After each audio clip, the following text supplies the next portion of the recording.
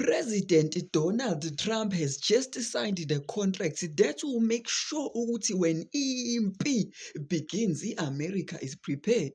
But don't worry, sino enji. The truth shall set you free. So lalela mntomnyama.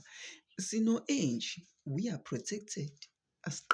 Because of the act, the law that President Trump has just passed in America, that means on December 2026, men above 18 will be automatically drafted into the military, Baba Masosha, to help America prepare for EMP.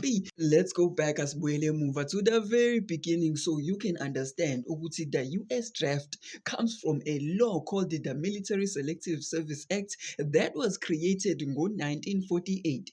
Basically, the act allows the government to force abantu, the people, into military service just in case of emergency, in case the country needs them, in case there is EMP. Understand ukuthi the government keeps a database of people that they can randomly select whenever they need them.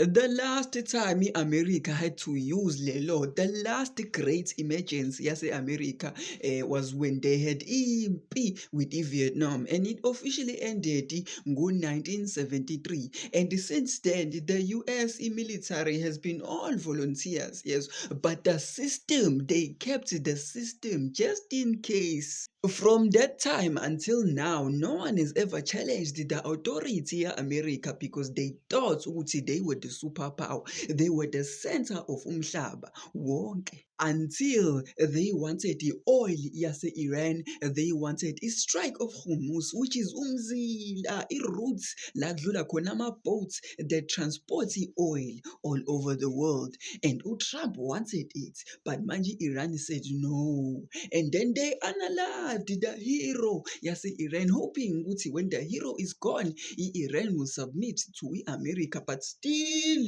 banqaba. And then now America is forced to sign a contract that will allow them ukuthi bathatha abantu, random individuals, babafake baba masosha to prepare for impi. I understand ukuthi in December 2025 a law was passed. The 2026 National Defense Authorization Act in DA was signed off by Donald Trump. This law introduced the automatic registration that will start December 2026. That means the government will register eligible. December this year, America will be selecting amasosha, preparing for impi. Starting around December 2026, all eligible men around 18 to 26 will be automatically added to the Selective Service Database. They will require no forms, they will require no actions from the individuals. This is just a system upgrade, allegedly, and not a draft activation, allegedly. So America is preparing for impi. They are busy planning. In December, they will be selecting amasosha. Yes. But don't worry. We have Eng. We'll be okay. We have Eng.